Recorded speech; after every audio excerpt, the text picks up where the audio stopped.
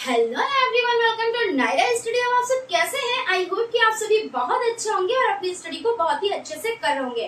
Friends, आज हम discuss करने वाले हैं जो आपका सब्जेक्ट शैक्षिक मूल्यांकन, क्रियात्मक शोध एवं नवाचार हो जाता है। इसके बारे में जानेंगे, हर एक चीज को बहुत ही बारीकी से जानेंगे और कम टाइम में। यानी कि जो चीजें हैं, कुछ चीजें क्या होती है, लैंग्वेज पे डिपेंड होती है। यानी लैंग्वेज अगर पता है तो आप कर ले जाओगे, अगर उसकी लैंग्वेज नहीं पता है तो करने में थोड़ी सी दिक्कत आती है। जैसे व्यापक का मतलब अब किसी को नहीं पता है, तो अब व्यापक होता क्या है तो उसके बारे में हम भाई क्या लिखेंगे, है ना। या सतत क्या होता है, हम उसके बारे में क्या लिखेंगे, हमको सतत का मतलब ही नहीं पता है। या अधिगम क्या होता है, हम उसके बारे में क्या लिखेंगे जब हमें पता ही नहीं है। या नवाचार है, ये क्या होता है, तो ये सब चीजों पर हम डिस्कस करेंगे। यानी यानी ये जो भाषा है, जैसे नवाचार यानी नवीन विचार, अधिगम यानी सीखना, सतत यानी लगातार, व्यापक यानी बड़ा क्षेत्र। इस तरह से जब आप चीजों को समझेंगे तो चीजें समझ में आएंगी। और जैसे कहीं पे व्यापक आ जाता है, आपको पता है बड़े क्षेत्र में है ये चीज, है ना। या सतत है तो भाई हमको लगातार ये चीज लगातार के हिसाब से बतानी है, तो बस आप कर ले जाओगे। तो फ्रेंड्स, इसी तरह से हम सभी चीजों पर डिस्कस करेंगे। सो आप लोग वीडियो में लास्ट तक बने रहिएगा, वीडियो को बिल्कुल भी स्किप ना करिएगा, क्योंकि हर एक चीज आप लोगों के लिए इम्पोर्टेंट हो जाती है।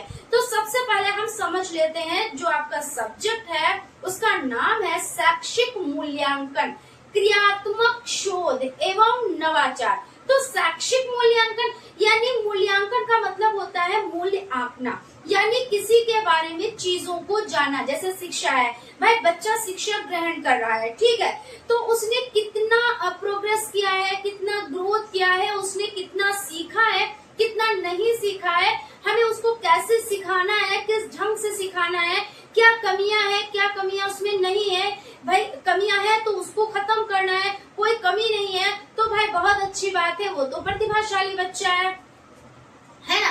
तो ये सभी चीजें हम समझ लेते हैं। तो यही तो आपका सब्जेक्ट का नाम ही है शैक्षिक मूल्यांकन, यानी मूल्य को आंकना, उसके बारे में जानना। कैसे जानना, कुछ चीजें हम क्या करते हैं, रोजमर्रा जानते हैं, समझते हैं उसको। जैसे बच्चा रोज स्कूल आता है तो एक एक पीरियड बच्चे को होता है, हर पीरियड में बच्चे को जांचा जाता है। ऐसे भाई आपने कुछ पढ़ाया, फिर उससे आपने फीडबैक ली, तो आपने क्या किया, उसके बारे में जाना। तो यानी रोज रोज जानना होता है। कुछ चीजें क्या होती है, आपने मासिक टेस्ट रख दिए, परीक्षाएं रख दी, उससे आपने जाना। कुछ होता है त्रिमासिक, षष्टमासिक और एनुअल एग्जाम यानी वार्षिक परीक्षा के माध्यम से आपने आंका। तो ये सभी जो परीक्षाएं होती है उससे बच्चों को आंका जाता है, तो उनके अलग अलग नाम हो जाते हैं, उनको अलग अलग तरीके से जाना जाता है, ठीक है। और नवाचार का मतलब होता है नवीन विचार, यानी शिक्षा में हमें क्या करना है, जब हम बच्चे के बारे में जानेंगे उसके बाद हम क्या करेंगे, अगर उसमें कोई प्रॉब्लम है कि बच्चा भाई क्यों नहीं सीख पा रहा है, तो हम क्या करेंगे, उसमें कुछ नई विधियों का प्रयोग करेंगे ना। क्योंकि अब बच्चे को कैसे सिखाना है, खेल खेल में सिखाना है। पहले बच्चे को खेल खेल में तो नहीं सिखाया जाता था, भाई खेल का एक पीरियड लगता था, उसमें बच्चा जितना खेल पाए खेल ले, भाई ठीक है। और शिक्षा कैसी होती थी, भाई उसको कंटिन्यू पढ़ना रहता था, क्योंकि शिक्षक केंद्रित थी, है ना। तो जब देखा गया कि बच्चा उसमें बोर हो रहा है, बस्ते का बोझ उस पे लद रहा है, उसका शरीर भी थक रहा है। यानी आपने देखा होगा कि छोटे छोटे बच्चे हैं और इतने इतने बड़े बैग हैं, तो वो तो नहीं लाद पाते हैं, उनके मम्मी पापा लाद के लेके जाते हैं बैग। ऐसे तो होता है कि किसी की मम्मी जा रही है बच्चे के साथ, किसी के पापा जा रहे हैं, वैन से बच्चा जा रहा है, तो जो वैन का ड्राइवर है वो अंदर लेके एंट्री करा रहा है। तो ये सभी चीजें, तो इस पे ध्यान दिया गया कि बच्चा जब वो उसकी हाइट भी इतनी सी है, उसकी एज भी थोड़ी सी है और बैग इतने इतने बड़े हैं, तो क्या ये बच्चा जब शारीरिक रूप से सक्षम नहीं उठाने के लिए, तो मानसिक रूप से कैसे सक्षम होगा। तो उसमें क्या हुआ, नई चीजों का समावेश हुआ, नई चीजें डाली गई। यानी कि हमको सबसे पहले क्या करना है, शिक्षा बाल केंद्रित देनी है, यानी बच्चे के अकॉर्डिंग बच्चे को समझकर शिक्षा देनी है। उसके बाद क्या किया गया कि जो बस्ते का बोझ है उसे कम किया गया, क्योंकि इससे क्या होता है, शारीरिक जो भार है वो भी कम हुआ और जो मानसिक है वो भी कम हुआ। और इसके अलावा क्या किया गया, जैसे रटन पद्धति को खत्म किया गया कि अगर बच्चा रट रहा है, रट कर चीजों को सीख रहा है, वो नेगेटिव में जाता है। बच्चा चीजों को समझ के सीख रहा है, वो पॉजिटिव में जाता है। बच्चा क्रिया करके, भाई क्रियात्मक शुरू, बच्चा क्रिया कर रहा है, समस्या किसकी है? बच्चे की। समाधान भी कौन करेगा? वही करेगा, यानी समस्या हमारी और हल भी हमारा। ऐसा तो नहीं है कि समस्या आपकी, हल हमने कर दिया, आपने उसमें कुछ सीखा तो नहीं, अभी उसी से रिलेटेड कोई नई समस्या आ जाएगी तो फिर से आप दूसरे को पकड़ेंगे कि भाई हमारी समस्या को हल कर दो। ऐसा नहीं होना चाहिए, समस्या हमारी और हल भी हमारा। क्वेश्चन बहुत पूछा जाता है, ठीक है। तो चलिए हम लोग डिस्कस कर लेते हैं। तो सबसे पहले समझते हैं रचनात्मक मूल्यांकन। जैसे कि बताया कि मूल्यांकन टाइम पर किया जाता है, कुछ मूल्यांकन रोज, कुछ मूल्यांकन हफ्ते में, कुछ मूल्यांकन महीने में, कुछ मूल्यांकन साल में, तो उनके अलग अलग नाम हो जाते हैं। तो इनके बारे में समझ लेते हैं। तो सबसे पहले रचनात्मक मूल्यांकन हो जाता है। तो बच्चे को क्या करते हैं? कक्षा में प्रश्न करते हैं। उसमें जैसे आपने कुछ पढ़ाया, ठीक है, मान लीजिए पहली बात तो बच्चे को ऐसा पढ़ाना नहीं है कि बस किताबी भाषा पढ़ा दी, ब्लैक बोर्ड पे लिख दिया, लो इसको छाप लो, ऐसे नहीं पढ़ाना है। अब बच्चे को क्या करना है? आपने मान लीजिए उसको खेल खेल में शिक्षा दी है, ठीक है, उसको आपने क्या किया है? खरगोश और कछुए की कहानी सुनाई है। उसमें क्या होता है? खरगोश हार जाता है, जबकि वो तेज होता है, तेज दौड़ भी लेता है, लेकिन उसमें क्या होता है? और कॉन्फिडेंस होता है कि मैं तो तेज दौड़ ही लेता हूँ, मेरी तो कोई बराबरी ही नहीं कर सकता। आपने बच्चे को बड़े ही अच्छे ढंग से सिखाया। फिर आपने बताया कि खरगोश था, वो समझ भी रहा था कि मैं स्लो चलता हूँ, खरगोश से मेरी क्या बराबरी, लेकिन उसने कहा मैं लास्ट तक हिम्मत नहीं हारूंगा, ठीक है। आप बच्चे को इस तरह से कहानी बता रहे हैं। और फिर जो है वो क्या हुआ, लास्ट में उसको और कॉन्फिडेंस था खरगोश को, तो उसने क्या किया? वो तो पेड़ के नीचे ठंडी छांव में गया सो, और उसके बाद क्या हुआ? खरगोश जो है सो गया और कछुआ क्या है? चलता रहा और उसने क्या किया? वो रेस हो गया जीत। अब बच्चे से आप उससे पूछेंगे कि कौन जीता रेस में, तो वो बताएगा कि कछुआ जीता। आप कहेंगे कछुआ तो बहुत स्लो चलता था, लेकिन वो कैसे जीत गया? उसने कहा कि वो लगातार चलता रहा। उसने क्या किया? उसने हार नहीं मानी, उसमें कॉन्फिडेंस था, ओवर कॉन्फिडेंस नहीं था। वो अपनी भाषा में बच्चा बताएगा, क्योंकि उसको ओवर कॉन्फिडेंस ये नई चीजें आती हैं। उसको ये होगा कि वो अपनी लगन से जीत गया, जैसे भी, क्योंकि बच्चे हैं वो हर तरह के जवाब दे सकते हैं। ऐसा नहीं कि आप जैसे सटीक उत्तर चाहते हो, ऐसे नहीं, लेकिन हाँ उसकी बात, आपकी बातें उसकी समझ में आई है तो वो आंसर देगा कि खरगोश हार गया क्योंकि वो पेड़ के नीचे सो गया था, कछुआ चलता रहा था इसलिए वो जीत गया। तो आपको फीडबैक मिल रहा है, यानी आपने क्वेश्चन किया और आपको आंसर मिल रहा है। तो आप रोज बच्चे को ऐसे ही तो पढ़ाते हैं, किसी कहानी के माध्यम से, किसी कविता के माध्यम से, है ना। तो किसी के बारे में बताकर, कभी आपने उससे पूछा कि बेटा तुम मेला देखने गए थे तो वहां तुमने क्या क्या देखा। अब आपने उससे वो चीजें पूछी, यानी रोज उसको आप कर रहे हो चीजों को, उसको मतलब जो आप सिखा रहे हो उससे फीडबैक ले रहे हो, तो वो क्या होता है? रचनात्मक मूल्यांकन होता है, जो कि कक्षा में रोज ही होता है। होता नहीं, आपके साथ भी हुआ, हमारे साथ भी हुआ, सबके साथ ऐसा हुआ। उसके बाद आकलित मूल्यांकन, यानी इसमें क्या होता है? परिणामों के आधार पर। परिणाम यानी जैसे अब बच्चा है तो ये तो रोज तो नहीं हो सकता है, ये कैसे होगा? जैसे आपने उसका परिणाम उसको दिया, तो यानी कोई बच्चा बहुत अच्छा है तो आपने क्या कहा? भाई बहुत अच्छे, अति उत्तम, तो उस पर लिख दिया आपने, रिपोर्ट कार्ड पे लिख दिया, ठीक है।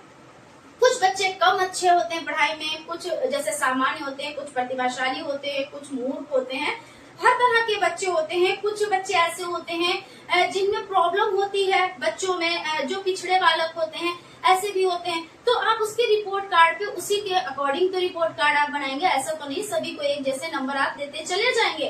तो ये जो है परिणामों के आधार पर होता है। कौन सा? आकलित मूल्यांकन जो होता है, किसके आधार पर? तो परिणामों के आधार पर। उसके बाद है योगात्मक मूल्यांकन, यानी पूर्व विकसित, जो मतलब पूर्व विकसित है, ठीक है। योगात्मक मूल्यांकन में, योगात्मक मूल्यांकन का अर्थ हो जाता है किसी पूर्व विकसित शैक्षिक कार्यक्रम और पाठ्यक्रम, शिक्षण विधि, शिक्षण सामग्री को क्या करना होता है? उपयुक्तता की उसकी जांच करनी होती है। तो ये कौन सा मूल्यांकन हो जाता है? ये योगात्मक मूल्यांकन आपका हो जाता है, ठीक है ना। तो ये सभी आप लोग अच्छे से समझ लीजिए कि रचनात्मक मूल्यांकन क्या होता है, आकलित मूल्यांकन क्या होता है, योगात्मक मूल्यांकन क्या होता है, ठीक है। अब यहाँ पे हम समझ लेंगे कि सतत मूल्यांकन की विधियां। तो सतत मूल्यांकन की कौन कौन सी विधियां हो जाती हैं? तो इसमें सत्र परीक्षा हो जाती है। भाई सत्र परीक्षा होती है ना, तो इसमें बच्चों का क्या किया जाता है? मूल्यांकन किया जाता है। और सबसे पहले सतत के बारे में समझ लेते हैं। सतत का मतलब होता है लगातार, यानी आप लगातार बच्चों का मूल्यांकन कर रहे हैं टाइम टाइम पर, रोज भी कर रहे हैं, हफ्तावारी भी कर रहे हैं, महीनावारी भी कर रहे हैं, 6 मंथ में यानी 6 माह में भी कर रहे हैं, वार्षिक में भी कर रहे हैं, सब में कर रहे हैं। तो सतत मूल्यांकन की विधियां सत्र परीक्षा हो जाती हैं। भाई सत्र में परीक्षा आपने ली, इकाई परीक्षा हो जाती है, यानी जो पाठ होते हैं उनको इकाई में बांटकर फिर उसके द्वारा किया जाता है। मासिक परीक्षाएं यानी मंथ में जो परीक्षाएं ली जाती हैं, आयोजित की जाती हैं, वो हो जाती हैं। सेमेस्टर पद्धति हो जाती है, जैसे आपका जो सेमेस्टर वाइज ये है ना, तो जैसे 6 मंथ में आपका सेमेस्टर कंप्लीट हो जाता है और इस तरह से आपको 4 सेमेस्टर देने हैं। तो इसमें क्या होता है, सेमेस्टर वाइज जो आप पढ़ रहे हो, तो इसमें देखिए अभी आपके एग्जाम चल रहे हैं, ठीक है, 3 दिन के आपके एग्जाम रहेंगे और उसके बाद तुरंत बाद से नया जो आपका सेमेस्टर है वो शुरू हो जाएगा। आपके रिजल्ट का इंतजार नहीं किया जाएगा, क्या है, सेमेस्टर आपका नया स्टार्ट हो जाएगा। तो बस यही चीज होती है, सेमेस्टर पद्धति होती है। तो इसके द्वारा भी जांचा जाता है। तो ये सतत मूल्यांकन की विधियां हो जाती है और आता है एग्जाम में पूछा जाता है, तो आपको लिखना है सत्र परीक्षा, इकाई परीक्षा, मासिक परीक्षाएं और सेमेस्टर पद्धति। तो आपको ये पता ही है कि ये कैसी होती है, सत्र क्या होता है और इकाई परीक्षा और मासिक परीक्षा और ये सेमेस्टर पद्धति, ठीक है। उसके बाद है परीक्षणों की रचना के चरण। परीक्षणों की रचना के चरण जो हो जाते हैं, उसमें देखिए आपके 5 चरण होते हैं। कितने होते हैं, यहाँ पे लिख देते हैं, 5 चरण होते हैं। कौन कौन से होते हैं?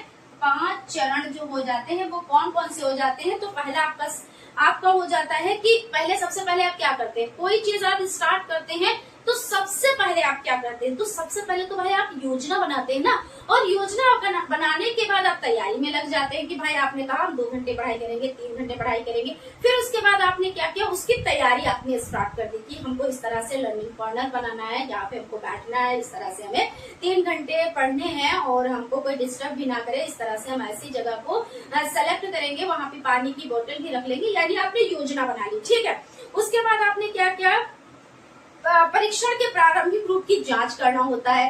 फिर भाई जांच भी जरूर की जाती है। उसके बाद क्या होता है, उसका मूल्यांकन करना होता है और मूल्यांकन के बाद अंतिम रूप की रचना करनी होती है, यानी परीक्षण के अंतिम रूप की रचना करनी होती है। तो ये 5 जो है ये बहुत इंपॉर्टेंट है, आप लोग इसको याद कर लीजिएगा और नोट डाउन करके।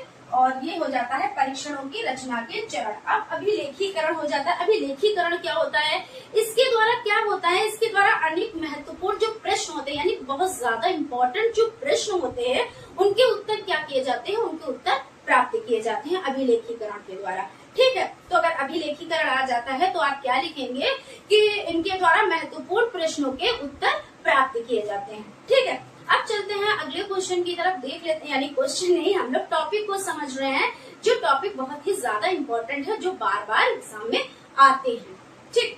तो अब यहाँ पे आपका हो जाता है सतत एवं वार्षिक मूल्यांकन में पुनर्वलन। तो सतत यानी लगातार, जो रोज हमारा हो रहा है, रोज हो रहा है, यानी हमारी रोज जांच हो रही है कि भाई हाँ प्रश्न पूछते हैं, फीडबैक मिल रहा है। आपका ये भी है, आप भी समझ रहे हो कि हाँ, हम जब हमारे शिक्षक हमको पढ़ाते हैं तो हमसे क्वेश्चन करते हैं और हम उनका आंसर भी देते हैं, और शिक्षक ये है कि हाँ जान रहा है कि ये बच्चा बता लेता है। अगर कोई बच्चा नहीं बता पाता है तो उसमें क्या होता है, उसका निदान किया जाता है, उसका उपचार किया जाता है, यानी निदानात्मक। ये भी बहुत इंपॉर्टेंट है, बार बार पूछा जाता है कि निदानात्मक क्या होता है, कि कोई बच्चा है और उसमें कोई कमी है, तो वो कमी क्यों है, तो उसकी जानकारी लेना निदानात्मक होता है। और जो कमी हो गई, ऐसा तो नहीं है कि किसी बच्चे में कोई कमी है तो उसको उसी के हाल पे छोड़ दिया और बात खत्म की, सिर्फ हम जान गए कि हाँ इस बच्चे में कमी और कह के बेचारा और खत्म किया, ऐसा नहीं। निदानात्मक के बाद उपचारात्मक आता है, क्योंकि अगर हमें किसी की परेशानी के बारे में पता है तो उसकी परेशानी को हम दूर करेंगे, है ना। तो उसकी परेशानी को दूर करना यानी उपचारात्मक हो जाता है, ठीक है। तो ये भी आप लोग अच्छे से याद रखिएगा। फ्रेंड्स, आप लोग लाइक सब्सक्राइब करते रहे। तो यहाँ पे आपको हो जाता है सतत एवं वार्षिक मूल्यांकन में पुनर्वलन। तो पुनर्वलन का मतलब ये होता है कि आप चीजों को कर रहे हो, जैसे आप पढ़ रहे हो, ठीक है। तो हम आपसे यही कहेंगे कि भाई आप पढ़ते रहो, बहुत अच्छा, वेल एंड गुड, और बहुत अच्छे, शाबाश, अति उत्तम। तो आपको क्या है, आप उत्साहित होंगे पढ़ने के लिए, क्यों? क्योंकि आपको ये है कि आप पढ़ रहे हो और हम आपको शाबाशी दे रहे हैं आगे बढ़ने के लिए। हम क्या कर रहे हैं, मोटिवेट कर रहे हैं कि आप आगे बढ़ो, कुछ कर सकते हो, कुछ बन सकते हो, है ना।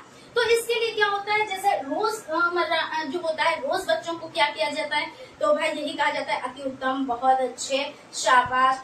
किसी बच्चे ने कुछ बता दिया, आपने क्वेश्चन किया, तो उस बच्चे को खड़ा करके फिर क्या करते हैं, उसके लिए क्लैपिंग करवाते हैं, है ना। छोटे छोटे गिफ्ट भी दे देते हैं, शाबाश भी कहते हैं, है ना। तो ये सभी चीजें, बच्चा उससे क्या होता है, उत्साहित होता है। और उत्साहित करना क्या होता है, पॉजिटिव होता है।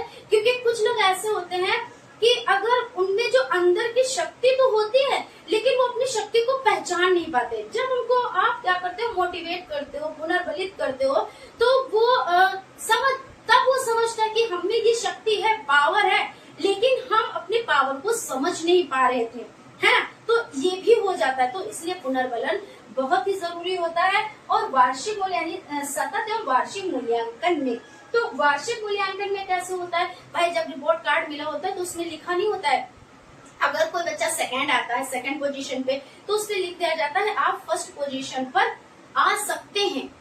और आप में वो चीज है, आप में लगन है, आप थोड़ी और मेहनत कर लेते तो आप फर्स्ट पोजीशन पर आ जाते हैं, है ना। आपने लिखा उत्तम, अति उत्तम, बहुत अच्छे, ग्रेड आपने उसको दिया, तो वो क्या है, वो आपका वार्षिक मूल्यांकन में पुनर्बलन हो गया, जो आपने उसके रिपोर्ट कार्ड पे लिखा। तो इस तरह से सतत का मतलब होता है लगातार जो मूल्यांकन होता है, वार्षिक का मतलब होता है जो वर्ष के अंत में होता है, जो परीक्षा फल जब मिलता है तब दिया जाता है, ये हो जाता है। अब व्यापक मूल्यांकन के 3 पक्ष कौन कौन से हैं, तो व्यापक मूल्यांकन जो हो जाता है, व्यापक का मतलब होता है बहुत बड़ा क्षेत्र, मतलब फैला हुआ क्षेत्र। तो फैला हुआ क्षेत्र, उसमें देखिए ज्ञात से ज्ञात भी आ जाएगा, स्थूल से सूक्ष्म भी आ जाएगा, सभी चीजें उसमें समाहित हो जाएंगी, सभी चीजें उसमें हो जाएंगी, ठीक है। तो इसमें जो हो जाता है, तो उसमें एक होता है संज्ञानात्मक पक्ष होता है, एक आपका भावात्मक पक्ष होता है, और एक आपका क्या होता है, कौशलात्मक पक्ष होता है। ये व्यापक मूल्यांकन के 3 पक्ष होते हैं। हम यहाँ पे लिख देते हैं, ये ऊपर का तो आपका हो गया ना, तो आप लोग चाहे तो इसको नोट कर लें, बाकी हम इसको इरेज कर रहे हैं, ठीक है। यहाँ पे हम समझ लेते हैं, बहुत ही इम्पोर्टेंट ये टॉपिक्स है, आप लोग इसको बहुत ही ध्यान से समझिएगा। तो यहाँ पे हम लोग क्या चीज देख रहे हैं, यहाँ पे हम लोग ये चीज तो देख रहे हैं, व्यापक मूल्यांकन के 3 पक्ष कौन कौन से हैं। तो 3 पक्ष हो जाते हैं, 3 पक्ष कौन से हो जाते हैं, तो पहला आपका हो जाता है कौशलात्मक पक्ष।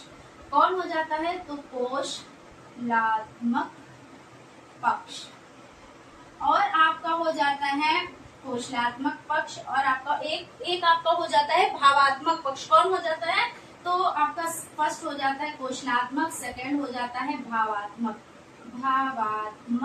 पक्ष, भावात्मक पक्ष। और आपका थर्ड हो जाता है, थर्ड कौन सा हो जाता है, आपका थर्ड हो जाता है कौशलात्मक पक्ष, भावात्मक पक्ष और संज्ञानात्मक पक्ष। कौन सा हो जाता है, संज्ञानात्मक पक्ष, संज्ञानात्मक पक्ष।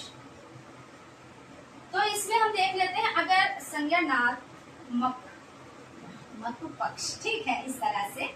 तो इसमें अगर हम बात कर ले, सबसे पहले हम बात करेंगे संज्ञानात्मक पक्ष की। तो संज्ञानात्मक पक्ष का मतलब ये होता है, इससे किससे, जो बुद्धि से लिया जाता है। किससे लिया जाता है संज्ञानात्मक पक्ष का, तो बुद्धि से लिया जाता है। और उसके बाद आपका भावात्मक, जो रुचि, अभिरुचि, पसंद, नापसंद, इन सब चीजों को जाना जाता है, ठीक है। और देखिए कौशलात्मक पक्ष, देखिए नाम से ही पता चला कौशल, तो इसमें शारीरिक एवं कौशलात्मक पक्ष पर बल दिया जाता है। ऐसे जैसे आपका हो जाता है, क्या हो जाता है कि इसमें जैसे मानचित्र, चार्ट, रेखा चित्र, इन पर बल दिया जाता है। क्यों, क्योंकि इसमें ये होता है कि शारीरिक एवं क्रियात्मक कौशलों पर इसमें बल दिया जाता है। तो अब आपकी समझ में आ गया कि जो कौशलात्मक पक्ष हो जाता है वो शारीरिक, जैसे चार्ट हो जाता है, आपका मानचित्र हो जाता है, उपकरणों का प्रयोग हो जाता है, ये हो जाता है भावात्मक, यानी रुचि, अभिरुचि, पसंद, नापसंद हो जाता है। संज्ञानात्मक मतलब बुद्धि से होता है, ठीक है। अब देखिए यहाँ पे आपका हो जाता है, ये सब हो गए मूल्यांकन की विशेषताएं, ये 3 पक्ष हो जाते हैं। मूल्यांकन की विशेषताएं बताएं, तो मूल्यांकन जो है उसकी विशेषताएं हो जाती है, ये एक व्यापक पद होता है। ये व्यापक मतलब कैसे होता है कि बहुत बड़ा क्षेत्र है और इसमें सभी चीजों का मूल्यांकन किया जाता है। कुछ सतत होती है, कुछ रचनात्मक होती है, यानी सभी चीजें, जैसे रोजमर्रा में भी मूल्यांकन किया जाता है, मंथ में भी किया जाता है और 6 मंथ में भी किया जाता है, एनुअल में भी किया जाता है। तो इसमें क्या है, ये एक कैसा है तो व्यापक पद है और ये निरंतर चलने वाली प्रक्रिया, यानी ये लगातार चलती रहती है प्रक्रिया। और मूल्यांकन क्या होता है, उद्देश्य केंद्रित प्रक्रिया, क्योंकि इसमें एक उद्देश्य होता है। भाई बिना उद्देश्य के मूल्यांकन क्यों होगा? भाई मूल्यांकन तो इसीलिए होता है कि भाई हाँ, बच्चे को कितना आया, कितना नहीं आया है। जो चीज आई है तो अच्छी चीज है, जो चीज नहीं आई है वो क्यों नहीं आई है उसके बारे में जानेंगे। उसको ऐसा नहीं जानकर इसको खत्म कर देंगे, यानी जानेंगे फिर उसका उपचार करेंगे। तो यही चीजें होती है, यानी इसकी क्या होती है, एक मूल्यांकन उद्देश्य केंद्रित होता है, क्योंकि इसका एक उद्देश्य होता है। ठीक है, यहाँ तक हो गया। अब उसके बाद आपका हो गया वस्तुनिष्ठ प्रश्न के प्रकार। तो वस्तुनिष्ठ प्रश्न जो होते हैं उसकी क्या, पहली बात तो देखिए, अगर पूछे प्रश्न कितने प्रकार के होते हैं तो आप ये नहीं लिखेंगे, एक अति लघु भी होता है, लघु भी होता है प्रश्न, और आपके लघु, अति लघु, बहुविकल्पी, मिलान, सही गलत, सत्य असत्य, ऐसा नहीं लिखेंगे। प्रश्न होते हैं दो तरह के, एक कैसे होते हैं, एक आपके होते हैं निबंधात्मक प्रश्न होते हैं। निबंधात्मक में क्या कौन से होते हैं कि जैसे लघु उत्तरीय, अति लघु, विस्तृत उत्तरीय, ये निबंधात्मक में होते हैं। अगर उसमें आ जाए, जैसे भाई दो तरह के हो गए, अब यहाँ पे दो तरह के हो गए, अब इसमें बटा हुआ है, इसमें बटे हुए हैं कि जो पहला है, यहाँ पे इसको इरेज कर देते हैं, ठीक है ना। जो आपका पहला हो जाता है, जैसे इसमें आपका एक निबंधात्मक हो जाता है, कौन सा हो जाता है, निबंधात्मक हो जाता है, निबंधात्मक प्रश्न हो जाते हैं। और एक कौन से हो जाते हैं, एक छोटे प्रश्न हो जाते हैं। जो आप छोटे प्रश्न हो जाते हैं, इनको देखिए अभी एक सेकेंड।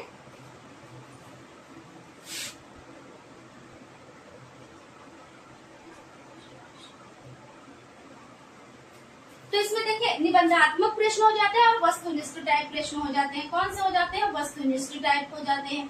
तो अब ये दो तरह के हो गए। अब इसमें आप बांट लो, निबंधात्मक में कौन कौन है, तो निबंधात्मक में आपके कौन कौन से हो जाते हैं, अति लघु, लघु, विस्तृत उत्तरीय, और इसमें आपके हो जाते हैं मिलान वाले, सही गलत, सत्य असत्य, खाली जगह भरो, ये सभी हो जाते हैं। ठीक है, तो जब जैसा क्वेश्चन आया आप उस तरह से वर्क करेंगे। ऐसा नहीं है कि क्वेश्चन कितने प्रकार, कोई कहता है 5 प्रकार के, कोई 6 प्रकार के, नहीं, 2 तरह के होते हैं, उसके अंतर्गत सब आते हैं। ठीक है, यहाँ तक क्लियर हो गया। अब यहाँ पे अब चलते हैं हम अगले पॉइंट की तरफ, उनको भी समझ लेते हैं। नेक्स्ट पॉइंट देख लेते हैं, सेमेस्टर पद्धति। तो सेमेस्टर पद्धति क्या होती है, जैसे आपकी जो सेमेस्टर पद्धति चल रही है तो कैसे चल रही है, 6 मंथ में क्या होते हैं, एग्जाम कराए जाते हैं। 2 इयर्स की है, 2 इयर्स में आपके 4 सेमेस्टर कंप्लीट हो जाएंगे।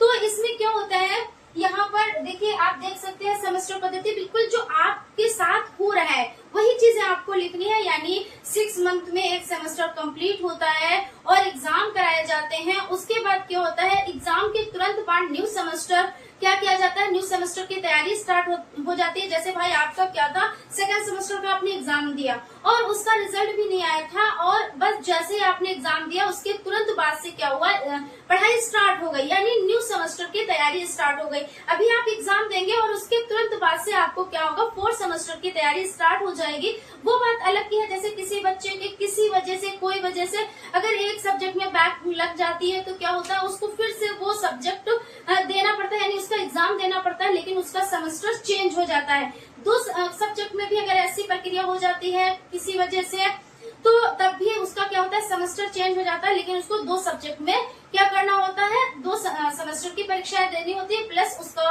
जो अगला सेमेस्टर उसका है उसमें भी देनी होती है। तो ये सभी चीजें इस तरह से आप आराम से लिख सकते हैं, इसमें तो कोई दिक्कत ही नहीं है। जो आप जो ये कोर्स कर रहे हैं इससे कोर्स से रिलेटेड ही, क्योंकि ये सेमेस्टर पद्धति पर ही आधारित है। मूल्यांकन में ग्रेडिंग सिस्टम में ये होता है, इसमें ग्रेड दिए जाते हैं, जैसे 1 2 3 4 5 6 7 8 9 10, वहाँ पे A B C जैसे ग्रेड दिया नहीं जाता कि अच्छा है बच्चा, अच्छे नंबर है तो उसको A ग्रेड दिया जाता है, उससे कम है तो B ग्रेड दिया जाता है, C ग्रेड, यानी नंबरों की जगह पे उसे क्या होता है, ग्रेड दिए जाते हैं। यही ग्रेडिंग सिस्टम होता है। ठीक है, अच्छे प्रश्न की क्या विशेषता है, अच्छे प्रश्न भाई वही तो प्रश्न माने जाएंगे जो क्या होते हैं, जिनमें सरल भाषा हो, जो देखिए बहुत बड़े प्रश्न ना हो, क्योंकि ज्यादा बड़े प्रश्न होंगे तो क्या होगा, पता चला आपने इतना प्रश्न तो ये पढ़ लिया और आगे का प्रश्न अभी और भी इतना बड़ा है, तो जब तक ये प्रश्न आप भूल गए। ठीक है, तो प्रश्न ज्यादा बड़ा नहीं होना चाहिए, सरल भाषा में होना चाहिए और ऐसा भी नहीं होना चाहिए कि प्रश्न में कोई भ्रम हो, भ्रम वाला भी नहीं होना चाहिए। तो इन सभी चीजों का ख्याल रखा जाता है।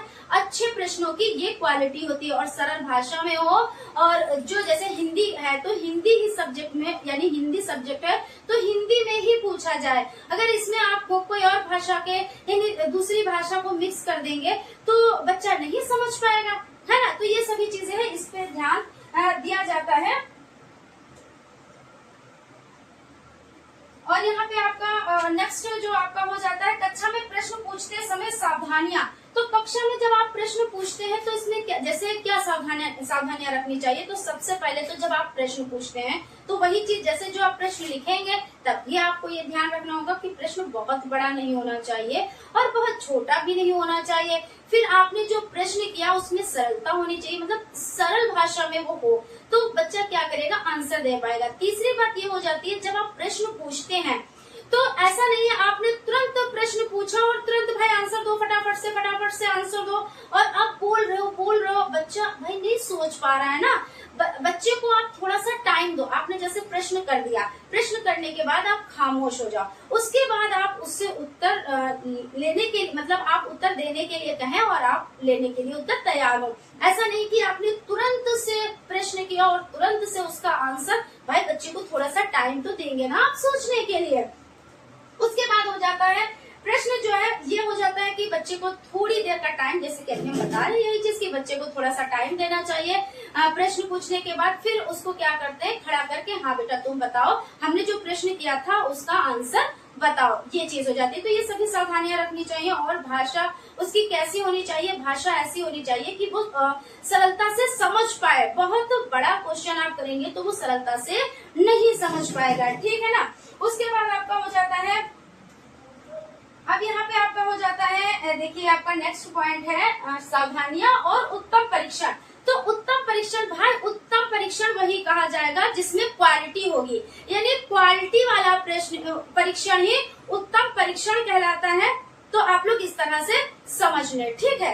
उसके बाद आपका हो जाता है नेक्स्ट, आपका जो पॉइंट हो जाता है वो आपका हो जाता है उत्तम परीक्षण हो गया, यानी उत्तम परीक्षण का मतलब जिसमें क्वालिटी हो, ठीक है। और मौखिक अभिव्यक्ति के कौशल शिक्षण। तो मौखिक अभिव्यक्ति के कौशल शिक्षण का, जैसे मौखिक यानी मुंह से हम कोई चीज आपको सिखा रहे हैं तो हम किन किन माध्यम से हम अच्छे से आपको सिखा सकते हैं। तो इसमें आपका हो जाता है चित्र वर्णन विधि हो जाती है। क्या हो जाता है, यहाँ पे हम लिख के आपको दिखा देते हैं, आपको बताते हैं। सबसे पहले आपका क्या हो जाता है, तो चित्र वर्णन विधि हो जाती है। क्या हो जाता है, चित्र वर्णन विधि हो जाती है। सेकेंड आपका हो जाता है, फर्स्ट ये हो गया। सेकेंड आपका हो गया कहानी कथन विधि हो जाती है। क्या हो जाता है, तो कहानी कथन विधि हो जाती है। और उसके बाद आपकी थर्ड आपकी क्या हो जाती है, थर्ड आपका हो जाता है सस्वर वाचन हो जाता है। सस्वर आपका सस्वर वाचन हो जाता है। और फोर्थ पे आपका क्या हो जाता है, कविता पाठ हो जाता है। तो इस तरह से आप बच्चों को सिखा सकते हैं, ठीक है ना, कविता पाठ हो जाता है, ठीक। उसके बाद आपका यहाँ पे आप देख लिए ये हो जाता है। यहाँ पे नेक्स्ट चलते हैं, शिक्षण अधिगम एवं मूल्यांकन। तो इसमें क्या संबंध है, शिक्षण अधिगम का मतलब होता है सीखना, हम चीजों को सीख रहे हैं, ठीक है। तो वो बात अलग कि हम औपचारिक सीख रहे हैं, अनौपचारिक सीख रहे हैं, किस ढंग से सीख रहे हैं। औपचारिक का मतलब ये होता है एक निश्चित सिलेबस होता है, एक टीचर होते हैं, एक जगह होती है, तो एक टाइम के अकॉर्डिंग हम चीजों को सीखते हैं, तो वो औपचारिक होती है। अनौपचारिक हम कभी भी सीखते हैं, क्योंकि सीखना तो हमारा जीवन पर्यंत रहता है। हम जब से जन्म लेते हैं और जब तक मृत्यु को नहीं प्राप्त हो जाते तब तक हम क्या करते हैं, चीजों को सीखते रहते हैं। तो इस तरह से हो जाता है। तो ये तो शिक्षण है। अब मूल्यांकन क्या है, भाई मूल्यांकन जो आपने सीखा है उसके बारे में जानना कि आपने कितना सीखा है और इसमें कितनी कमियां हैं, और जो कमियां हैं तो हम उनको कैसे दूर कर सकते हैं। तो मूल्यांकन तो यही है। तो मूल्यांकन कई तरह का होता है, सतत भी होता है, रचनात्मक भी होता है, व्यापक भी होता है, जो रोज होता है, जो लगातार चलता है, और जो ऐसा होता है कुछ मूल्यांकन जो वार्षिक होते हैं, कुछ आपके अर्धवार्षिक होते हैं, कुछ मासिक होते हैं। तो इस तरह से होता है, ठीक है। उपचारात्मक, निदानात्मक। तो उपचारात्मक के बारे में अगर हम बात कर लें, यहाँ पे आपका पॉइंट है उपचारात्मक।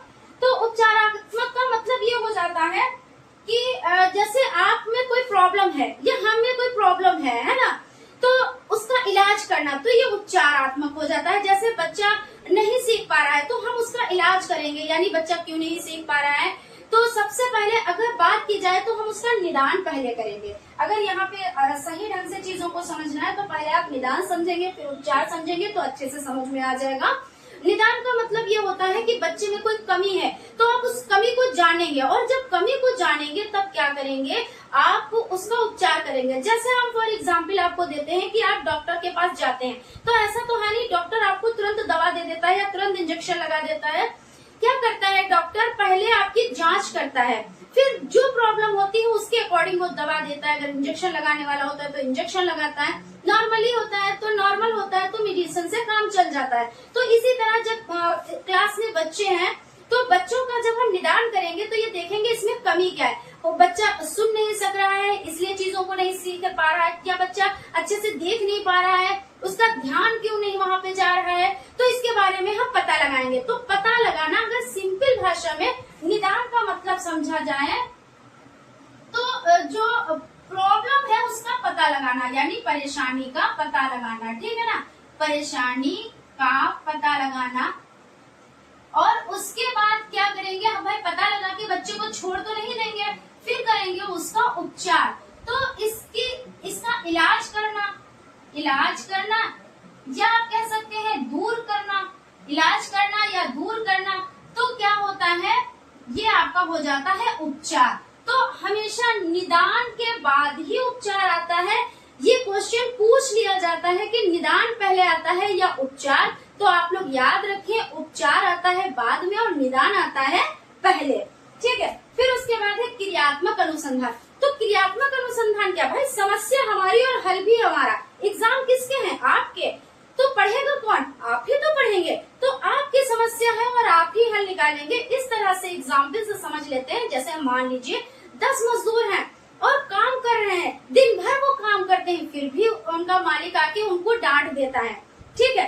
अब उनने क्या किया, उन्होंने किया ये कि जो 10 मजदूर थे उन्होंने इस ढंग से वर्क नहीं किया कि वो अपना अपना कर रहे हैं। मान लीजिए ये बोझा है यहाँ पे डालते हैं, खुद से ये 10 लोग यहाँ पे नहीं डाल रहे हैं, ठीक है।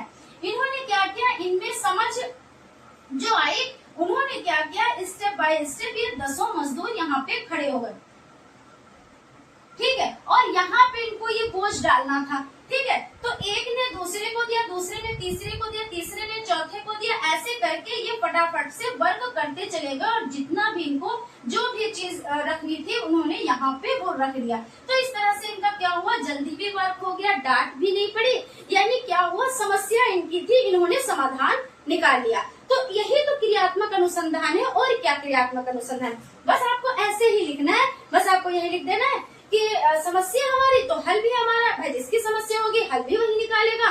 और ऐसे करके आप एग्जाम्पल कोई सा भी इस तरह से दे सकते हैं।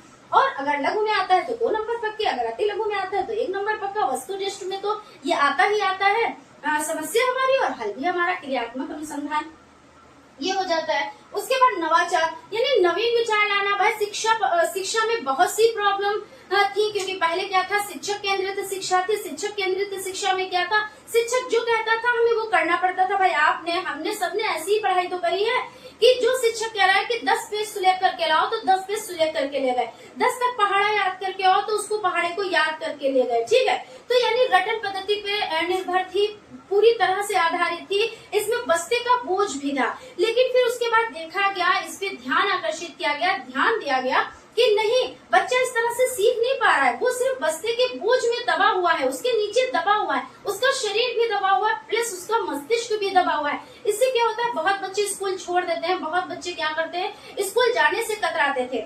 लेकिन अब क्या है, अब बच्चे को इतना मजा स्कूल में आता है कि वो संडे में भी कह दो ना तो वो स्कूल भाग जाए। तो ऐसे तो ये नवाचार के कारण ही हुआ, यानी नए विचार लाना, यानी बच्चे को अच्छा माहौल देना, अच्छा परिवेश देना है, इसके अकॉर्डिंग बच्चों को चीजों को सिखाना है, तो बच्चे क्या करेंगे, अच्छे से सीखेंगे।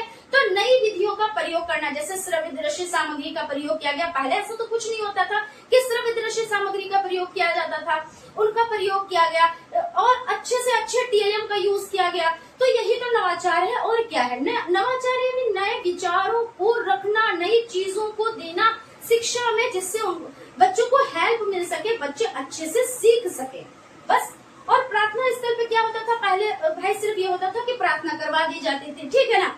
अब क्या हुआ है, प्रार्थना स्थल में नवाचार क्या हुआ, नए तरीके क्या भाई हुए हैं कि पहले तो भाई प्रार्थना करवाई जाती है, फिर उसके बाद नाखून साफ है, ड्रेस साफ है, ये सभी चीजें देखी जाती हैं, बाल साफ सुथरे बंधे हुए हैं, अच्छे से हैं और आप साफ सुथरे हैं, ये सभी चीजें देखी जाती हैं। फिर उसके बाद क्या होने वाला है आज, क्या सुबह से शाम तक क्या शेड्यूल रहेगा उसके बारे में बताया जाता है, क्या सूचना है उसके बारे में बताया जाता है, और अब ड्रम और संगीत के माध्यम से प्रार्थना कराई जाती है। तो ये सभी चीजें क्या होते हैं, ये सभी नवाचार में प्रार्थना स्थल पर भी ये चीजें हुई हैं। तो आप लोग इसको अच्छे से समझ गए होंगे, मुझे विश्वास है कि आप लोगों को अच्छे से समझ में आया होगा, ये सेशन अच्छा लगा होगा। और अगर सेशन अच्छा लगा है तो एक लाइक जरूर करें, और अगर अभी तक आप लोगों ने चैनल को सब्सक्राइब नहीं किया है तो प्लीज सब्सक्राइब भी कर लें और बेल आइकन को भी जरूर प्रेस कर लें, जिससे कोई भी नोटिफिकेशन हो वो आप तक पहुंच सके। और फ्रेंड्स, इसके बाद आप लोगों को हिंदी की महामैराथन प्रोवाइड होगी, तो आप लोग देखिएगा जरूर। और जितने भी सब्जेक्ट है सभी की आपको महामैराथन मिलती रहेगी,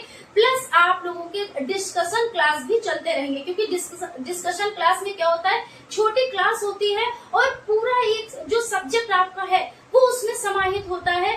हर एक चीज को हम लोग क्या करते हैं, समझते हैं सरल भाषा में। तो आप लोग चीजों को देखिए जरूर, समझिए जरूर। इसके लिए आप लोग सब्सक्राइब कर दें। सब्सक्राइब करने से क्या होगा, आपके पास नोटिफिकेशन पहुंचेगी और चीजें आपको प्राप्त हो जाएंगी।